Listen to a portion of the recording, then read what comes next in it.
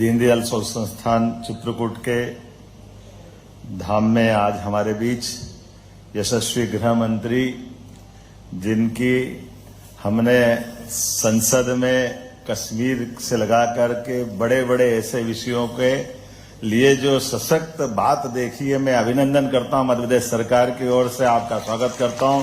श्रीमान अमित शाह जी, मुझे गर्व है कि आज इस पूरे विषय पे बात रखने के लिए यशस्वी माननीय गृह मंत्री जी हमारे बीच पधारे। मैं उनका वाकई सुनना भी चाहूंगा, क्योंकि आप ये माननीय अमित जी का हमने एक रूप प्रशासनिक दक्षता का सरदार पटेल की याद दिलाने वाला देखा। हमारे लिए सौभाग्य की बात है वो अपना ये रूप अपने बीच में है, लेकिन विषयों पे खास करके ऐसे प्राचीन, पुरातन और समकालीन ऐसे विषयों पर आपकी जो रुचि है, विक्रमादित्य हो, दुर्गादास महाराज हो, दुर्गादास जी का हम तो वीर शिरोमणि उनका बात हो, राजा भोज का काल हो, कोई विषय हो कि माननीय अमित शाह जी का वो रूप वास्तव में जो उनका अध्ययन का स्वभाव है, ऐसे में समझता हूं कि मैं जब बोलना जल्दबाजी हो जाएगी और हम भी सुनने आए। वास्तव माने भाई साहब, मैं भी नाना जी को आपसे सुनने आया हूं।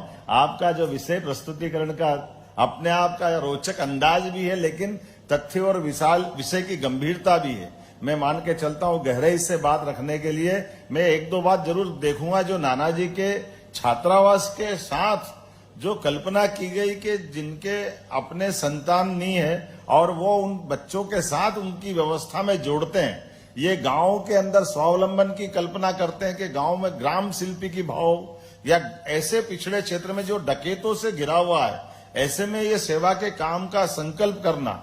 चित्रकूट वास्तव में, वैसे तो भाई साहब मेरी भी ससुराल रीवा है, लेकिन इस क्षेत्र में आने के लिए थोड़ा डर लगता था, लेकिन नाना जी ने संकल्प लेकर के इस पूरे तीर्थ धाम को जीवंत करने का काम किया। वाकई वो अद्भुत है। मैं पुनः अपनी ओर से आपका वंदन करता हूं, अभिनंदन करता हूं। और ऐसी पुण्य आत्मा जिनको 15 वर्ष हो गए, लेकिन आज भी जैसे अतुल जी ने बताया कि गांव से लोग निकल करके उनकी पुण्यतिथि मनाने के लिए अपनी भोग प्रसाद में अपनी भूमिका अदा करके धन्य हो रहे हैं। वाकई वो मानव नहीं महामानव है। मैं यशस्वी प्रधानमंत्री श्रीमान नरेंद्र मोदी जी को धन्यवाद देता हूं। सच्चे अर्थों में भारत रत्न की उपाधि दे करके उन्होंने अपने नाना जी के उस व्यक्तित्व को समाज तो क्या दुनिया के सामने ला करके खड़ा किया। वाकई वो अद्भुत निर्णय था। मेरी अपनी ओर से पुनः वंदन, अभिनंदन है। बहुत बहुत धन्यवाद। स्वामी श्री असलानंदाचार्य जी महाराज, मध्य प्रदेश के लोकप्रिय और यशस्वी गृह मुख्यमंत्री श्रीमान मोहन यादव जी, और आज के सभागार में उपस्थित सभी भाइयों बहनों को मेरा प्रणाम, राम राम। आज यहां पर 3 कार्यक्रम एक साथ आयोजित किए गए हैं। एक तो श्रद्धेय नाना जी की 15वीं पुण्यतिथि पर उनको श्रद्धांजलि देने का कार्यक्रम है। दीनदयाल उपाध्याय जी की प्रतिमा का लोकार्पण है और राम दर्शन, राम के जीवन कवन पर एक सुंदर प्रस्तुति जो बनाई गई है, उसके भी लोकार्पण का कार्यक्रम है। मैं जब यहां चित्रकूट आया हूं तब भगवान कामतानाथ को भी प्रणाम कर मेरी बात की शुरुआत करता हूं। भाइयों बहनों, हम आज नाना जी को श्रद्धांजलि देने के लिए एकत्रित आए हैं। नाना जी जैसे महान व्यक्तित्व को श्रद्धांजलि देना ये अपने आप में कितना उचित है वो मुझे मालूम नहीं है। कुछ लोगों के जीवन ऐसे होते हैं, वो कुछ वर्षों तक नहीं युगों तक अपना असर छोड़ते हैं और युग को परिवर्तनकारी बनाने का काम करते हैं। नानाजी देशमुख उसमें से एक नानाजी बचपन से ही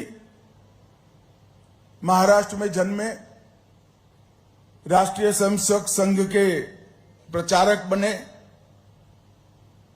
उत्तर प्रदेश को कार्यक्षेत्र बनाया,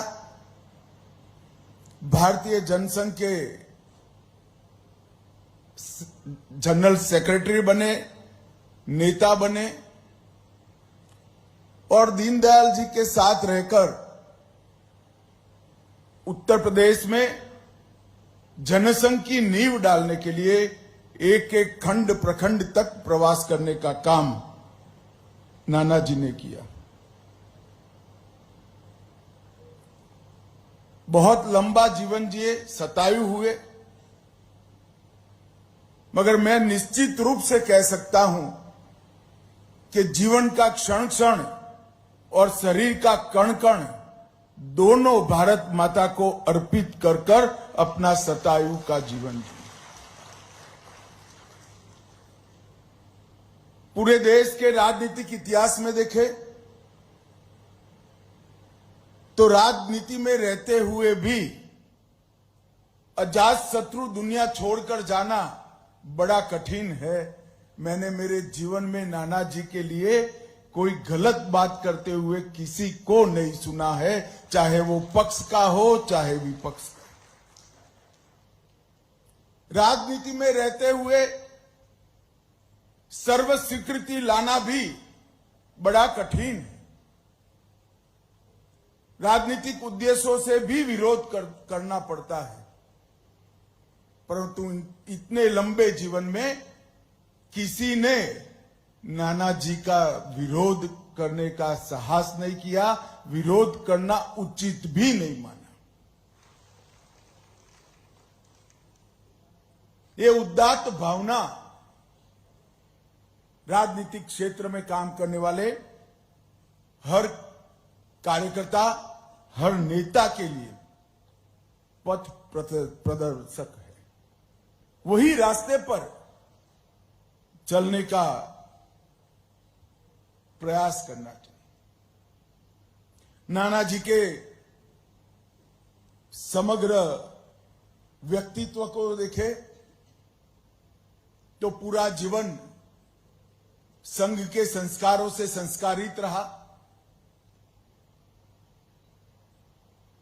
इसके साथ साथ तिलक महाराज का राष्ट्रवाद और गांधी जी का ग्राम स्वराज, ये तीनों का अद्भुत मेल अगर किसी एक व्यक्ति में देखने को मिलता है तो वो व्यक्ति का नाम नानाजी देशमुख है।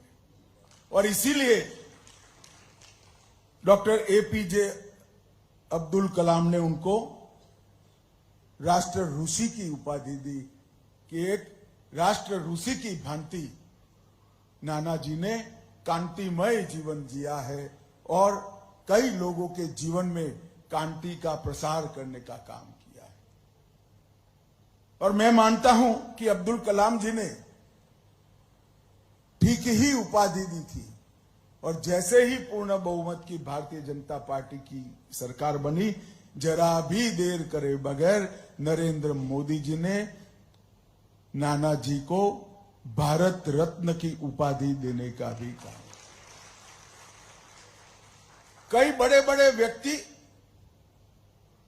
बड़ी उपाधि से अलंकृत होते हैं और कई ऐसे व्यक्ति होते हैं जिनकी प्रसिद्धि ज्यादा नहीं होती मगर उपाधि उनको मिलने से उपाधि अलंकृत होती है।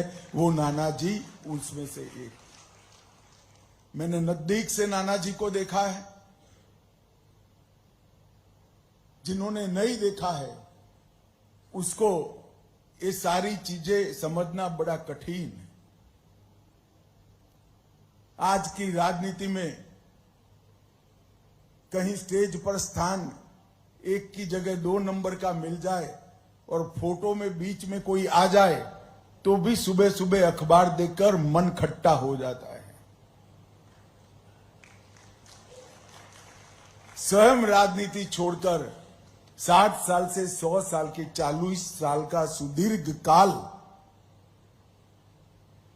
तिल की तरह अपने आप को घिसते घिसते घिसते राष्ट्र की सेवा में लगाना, ये उत्कृष्ट राष्ट्रभक्ति कभी न खत्म होने वाली राष्ट्रभक्ति हो तभी हो सकता है। और वो नाना जी ने कर कर दिखाया है। आज हजारों की संख्या में सरस्वती शिशु मंदिर ढेर सारे बच्चों के जीवन में शिक्षा और संस्कार दोनों देने का काम करे। बहुत कम लोगों को मालूम होगा कि गोरखपुर में सबसे पहला सरस्वती शिशु मंदिर सम्मानीय नाना जी ने बनाया था और वो नींव आज एक बहुत बड़ी वटवृक्ष बन चुकी। और नाना जी ने पूरा जीवन सांस्कृतिक राष्ट्रवाद को चरितार्थ करने के लिए, लोकप्रिय करने के लिए किया। और मित्रों, आज हम सब नाना जी की ही कर्मभूमि चित्रकूट धाम में, जिस भूमि को प्रभु श्री राम और गोस्वामी तुलसीदास जी ने पावन किया, इस भूमि पर आज नाना जी को श्रद्धांजलि दे रहे हैं।